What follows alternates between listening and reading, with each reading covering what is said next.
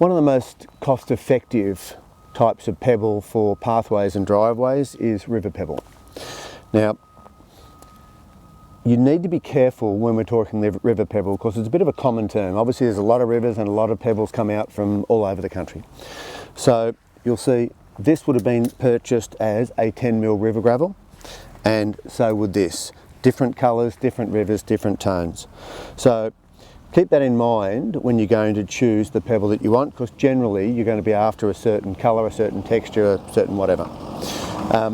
In this case, the people that own this house were going with the tans. They liked that colour, so they prefer the darker bits of red, bits of tan. They've gone for the straight curve, which is the Corten steel edging, which also works well with a native garden. So all of that works. Equally, these other river pebbles would also work. The thing to think about on a driveway, this has actually got a 10mm, and that's a small 10mm pebble. That's a 20mm there. This 10mm on a driveway can give you some grief. It can travel. So if you've got a slope or you've got a steep batter or something on the driveway, just think about that. Rain events, some of that will wash. So the smaller the pebble, the greater it will wash. So it's probably more common that people will use a 20mm gravel on a driveway. So it's one of these options.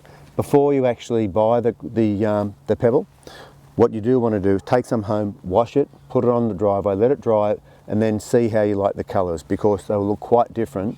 There's a little bit of rain at the moment, so these are a bit damp. It brings out the colours, obviously. When you get it home, you really want to make sure that it works, because it's a fairly significant investment, particularly for a driveway. But equally, if you're going to put it in a pathway in a garden, you want the tones to work. So spend the time to actually get a sample, take it home, wash it, and see what it's like. The larger grade there is a 30 to 40mm. Now that's never used on a pathway or a driveway. It's too thick to walk on, too large to walk on.